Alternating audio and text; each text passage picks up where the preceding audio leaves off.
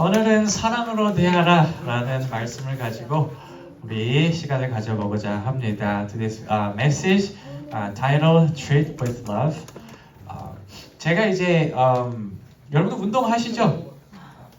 운동하세요? 네. 사우나만 가시는 건 아니고 운동하셔야 돼요. 집사님들 특히 연세 드신 분들은 좀 이제 운동도 하고 몸을 움직여요. 저도 이제 운동을 그래도 매일 하려고 하는 게 이제 30대죠? 30대는 한번 운동하고 나면 그 다음날 이렇게 일어나서 움직이고 이럴 수 있었는데 지금은 하루 운동하면 그 다음날 에구 이러면서 못 일어나겠다. 회복이 안 돼요. 확실히 회복이 느려지더라고요. 그래서 저도 이제 서바이벌 하려고 늙어가는 몸을 다스리기 위해서 일주일에 한 번씩 꼭 축구를 하러 아미고 형님들하고 이제 가기를 합니다. So as some of you already know, I play soccer every week. This is more for taking care of my aging body and having fun, because I know that it takes more time to fully recover once I have some activities, physical activities. So I play soccer every week with my amigo brothers, Hispanic, Mexican brothers, Mexican 형s. 멕시칸 형. 사실 이분들과 공을 차는 게 이제 재밌을 때도 있지만 지난주도 죽을 뻔했어요. 너무 힘들어요. 왜냐하면 이 남미 스피릿이 있잖아요. 막 엄청 에너제틱해요. 에너제틱해서 조금만 걸어다니는 것 같으면 바로 소리를 지릅니다. Park, run, park, go. 거기서 뭐해? 막 이렇게 하라고 이제 얘기를 해요. 뭐 인종이고 뭐 나이고 직업이고 뭐 상관없어요. 그냥 못하면 그냥 이렇게 막 하는 거예요. To be honest, playing with my amigo brothers a bit tough. They are passionate and energetic and never tired of yelling at one another, including myself. So run, pass, and what are you doing? Are some of the most frequent words I hear from my brothers each time, so each game.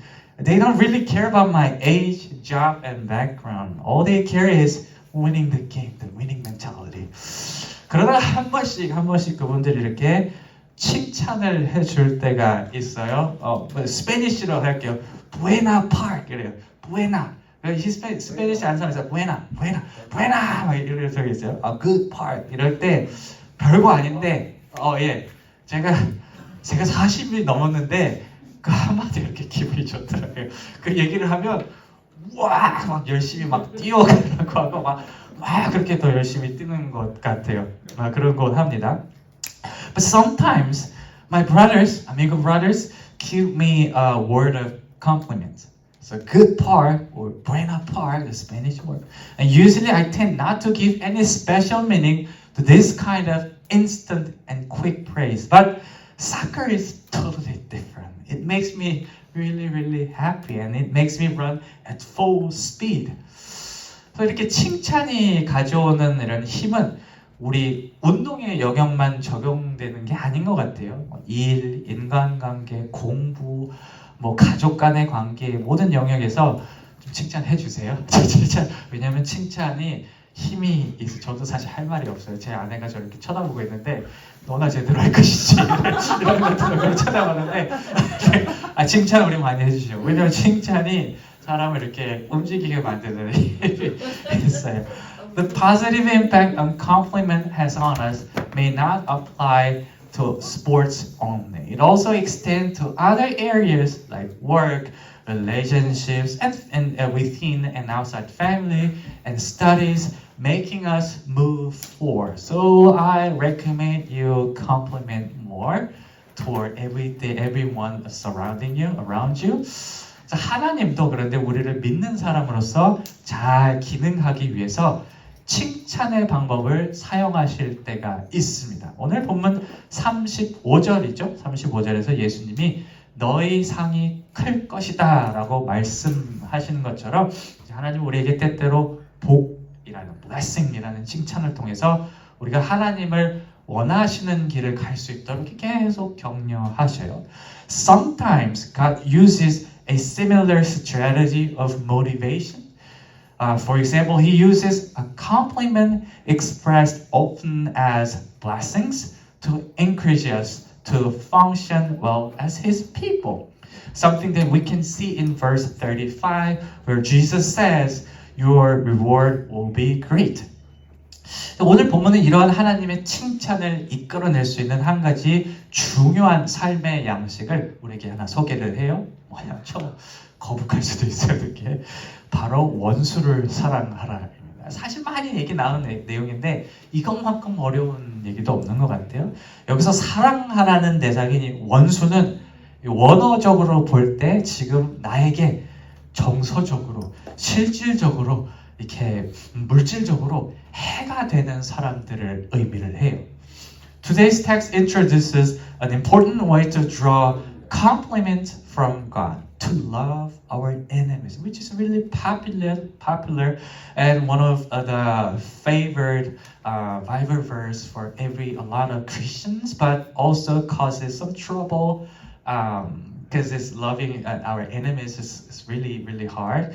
And here the word enemies in its original Greek language refers to those who harm us physically, mentally, or practically. The native connotation of this word is pretty clear in the original context. 이 명령이 조금 의아할 수 있는 것은 믿는 사람으로서 할 수 있는 일 참 많이 있거든요. 교회에 다니고 말씀 잘 읽고 기도하고 봉사하고 뭐 헌금도 하고 선교도 하고 이런 것들이 참 많은데 굳이 왜 신앙생활 내가 하나님 잘 믿는 거하고 별로 관계가 약해 보이는 원수를 사랑하라는 것을 칭찬의 조건으로 거셨을까? 저는 오늘 예수님의 사랑에 대한 이 명령을 자세히 살펴봄으로써 왜 이러한 모습을 하나님께서 중요하게 원하실까에 대한 실마리를 잠시 생각해 보고자 해요. Jesus' emphasis on this specific action as a core principle for believers may look a little odd considering that there are many other things we can do to remain as good believers, such as reading the Bible, offering worship, and praying and helping others and spreading the gospel. Today, I would like to explore deeper into God's order, Jesus' order to love even enemies, to know why then God considers this action really important. 첫 번째로 우리가 생각해 볼 것은 우리가 우리에게 해가 되는 사람들을 도대체 왜 사랑하냐, 목적이 무엇인가에 대한 문제입니다. First thing we want to think about is the purpose of loving those who harm us. 예수님이 오늘 본문에서 이 목적에 대해 밝히시는 바는 우리가 사람이 주는 유익 때문에 이런 사람이 뭔가 우리가 살아갔을 때 주는 게 있기 때문에 이런 사람을 해라라고 하는 게 아닌 것입니다. 35절에서 예수님은 이에 대해 이렇게 얘기해요. 사랑을 했는데 35절에서 뭐라 그래요? 두 번째 주죠. 아무것도 바라지 말라라고 얘기를 하세요. Jesus reveals in verse 35 that our purpose of practicing the high level of love should not be for obtaining any tangible and intangible gains from those whom we love. It reads, verse 35 reads, expect nothing in return when you love others. 예수님이 밝히시는 우리가 원수를 사랑하는 목적이 도대체 무엇이냐 하면 이것이 하나님이 좋아하는 것이기 때문이에요. 우리가 이런 사랑할 때 하늘에서 너의 상이 크다, 높으신 이의 아들이 된다라고 말씀하시면서 하나님께서 우리가 이런 사랑을 행하신 것을 분명하게 기뻐하시고 우리는 이것 때문에 우리가 하기 어려운 일이지만 해야 되는 것임을 분명히 밝히시고 있어요. 짧게 말해서 원수를 사랑하는 것은 우리가 하나님을 사랑하고 하나님께 헌신하는 실질적인 한 방법이에요. 말로만 하나님 사랑해요 하는 게 아니라 행동으로 하나님을 사랑하는 그 모습 중에 하나가 바로 원수를 사랑하는 것입니다. According to Jesus, we must love others because this pleases God. Highlighting that your reward will be great and you'll be the children of the most. In verse 35, Jesus assures that God is pleased to see our love for others and that this should be the sole reason for this action. So in other words, loving enemies is a way of dedicating ourselves to God. It's because God loves that we do it. 둘째로 원수를 사랑하는 것은 우리가 하나님을 선택한 사람들의 의지의 표현이에요. 예수님께서 사랑에 대해서 32절에서 이런 말씀을 하십니다. 너희가 만일 너희를 사랑하는 자만 사랑하면 칭찬을 받을 것이 무엇이냐? 죄인들도 사랑하는 자는 사랑하느니라. 무슨 얘기를 하냐? 이를 통해 지적하시는 것은 우리에게 나한테 잘 해주는 사람한테만 하하호호 하는 것은 세상 사람들도 심지어 죄인들도 다 할 수 있는 그런 누구나 다 할 수 있는 행위라는 것을 얘기하고 있어요. Secondly, loving enemies is an expression of the will of those who stand with God. Jesus says in verse 32, if you love those who love you, what credit is that to you? For even sinners love those who love them. This means that loving only those who love us is something anyone in this world, regardless of their spiritual orientation, including sinner, can also do. No special meaning in that.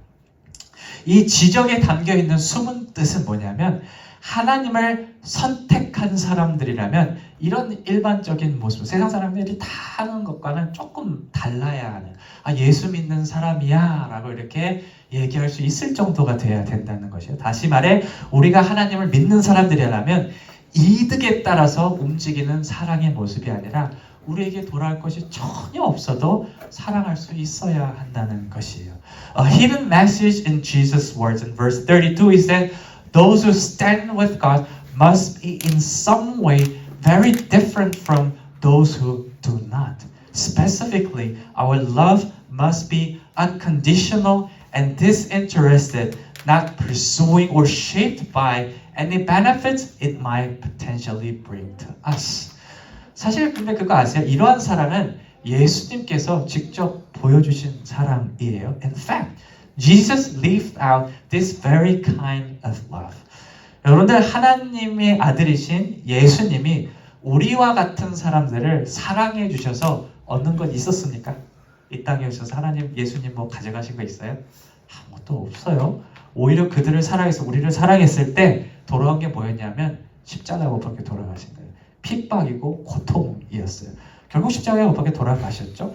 그럼에도 불구하고 예수님이 우리를 사랑한 것은 바로 예수님이 하나님을 선택한 분이었기 때문이에요.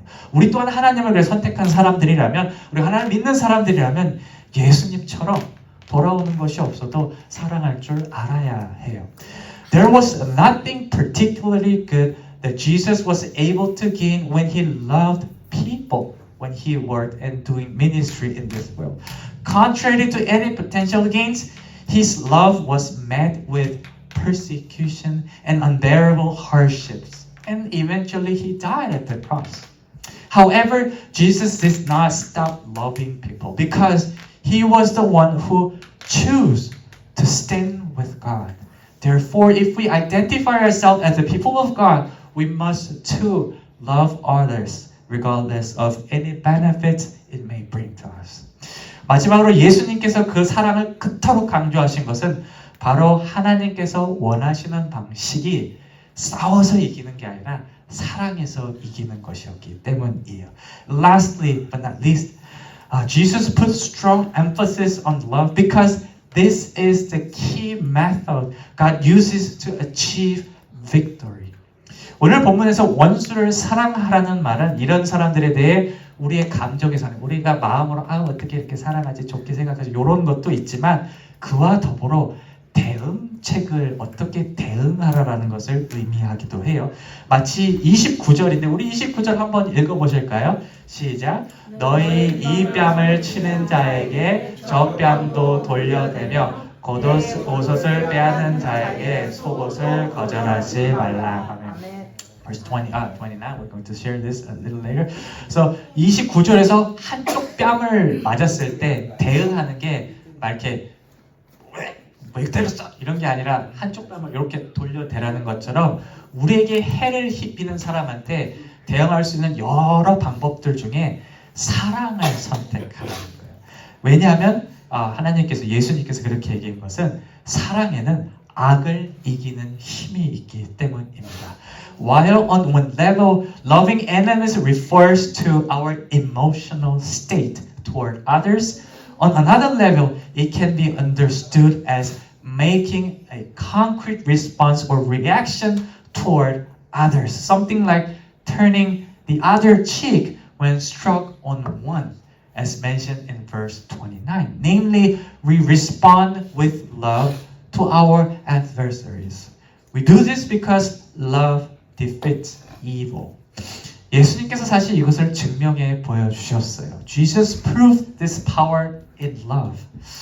악한 마음을 가지고 자신을 해하려는 사람들을 그리고 자신을 비난하는 사람들을 예수님이 그냥 저리 가 이렇게 얘기하시는 오히려 이렇게 끌어안아 주셨죠. 끝까지 십자가에서 돌아가실 때까지 그 사람들을 사랑해 주셨고 결국 십자가의 부활을 통해서 악이 초래할 수 있는 죽음조차도 사랑이 이길 수 있음을 십자가에서 보여주셨어요. 우리가 해를 가하는 사람들까지 사랑으로 대할 수 있는 것은 바로 예수님께서 보여주셨던 이 사랑의 힘을 우리가 믿기 때문이에요. 사랑은 말이죠. 어둠을 이길 수 있습니다. Jesus loved those who hated and persecuted him to the point that he offered his life in exchange for their hatred. Through the resurrection, he overcame death, proving that love always wins. As believers, we can love those who harm us because we trust in the power of love that Jesus demonstrated through his resurrection. So love always wins. This is a pretty strong and important message we need to remember. 제가 최근에 이제 몇 분하고 이렇게 일상적인 대화를 하다가 이런 고백을 한 적이 있어요. 제가 말이에요. 저를 힘들게 하는 사람들 알잖아요. 아실 거 아니에요. 이렇게 하면서 제가 그 사람들을 위해서도 가끔씩 기도를 해요. 이런 얘기를 이렇게 한 적이 있어요. 그러니까 조금 놀라시더라고요. 왜냐하면 어떤 종류의 힘든 일인지를 이제 그분들은 이제 아셨어요. 아시고 아니 그 사람들 못된 사람들을 위해서 도대체 왜 기도를 해주세요? 이렇게 그런 얘기를 저한테 이렇게 했을 많이 이제 놀라시더라고요. Recently, I shared this with some people I know. So I share this. At times, I still pray for those who have troubled me a lot.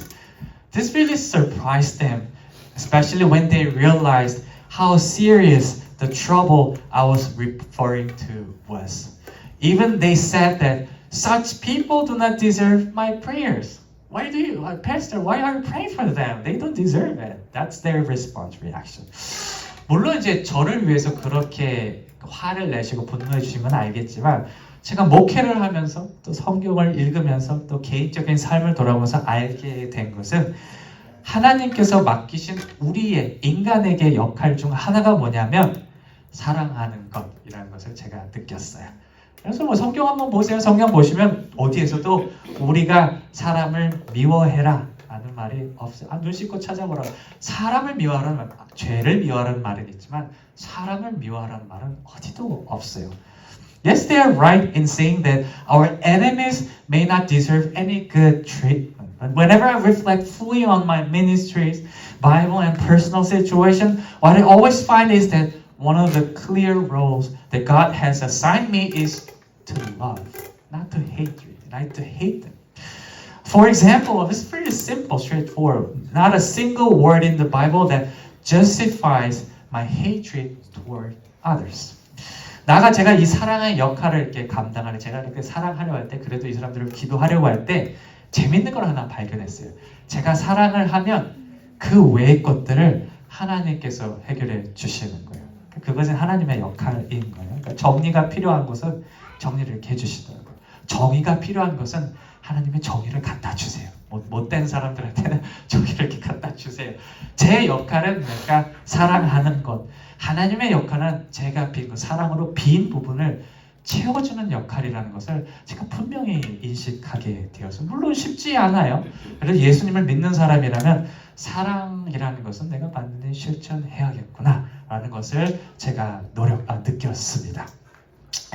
Moreover, times of reflection always lead me to realize how thoroughly and graciously God takes care of what remains, what I what I have fulfilled my portion by practicing the love assigned to me. Sometimes God brings justice when it is needed, and at other times He brings order when things are unsettled. So my portion is to love, and everything else God fills. That's what I learned from my old ministry and my walking with God. So this has confirmed to me that as a believer, my clear role is to love, even when it is very challenging. 그리고 말씀을 정리할게요. Final words. 36절에서 예수님께서 우리 36절 한번 읽어보실게요. 같이 한번 Let's read verse 36 all together. 너희 하나님의 자비로움 같이 너희도 자비로운 자가 되라. 아멘.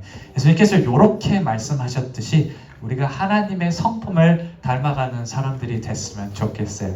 May we all nurture in ourselves the character of God, as Jesus says in Luke chapter 6 verse 36. Be merciful just as your Father is merciful. 특별히 사랑하는 것이 하나님을 위한 것이고 사랑하는 것이 하나님을 선택하는 것이며 하나님 안에서 승리하는 방법을 믿고 살아가는 저와 여러분들이 되시기를 주님의 이름으로 축원합니다. Amen. Let us all remember that to love is to love God and to choose Him so that we may proclaim the victory He will bring to our lives as we love one another. Amen.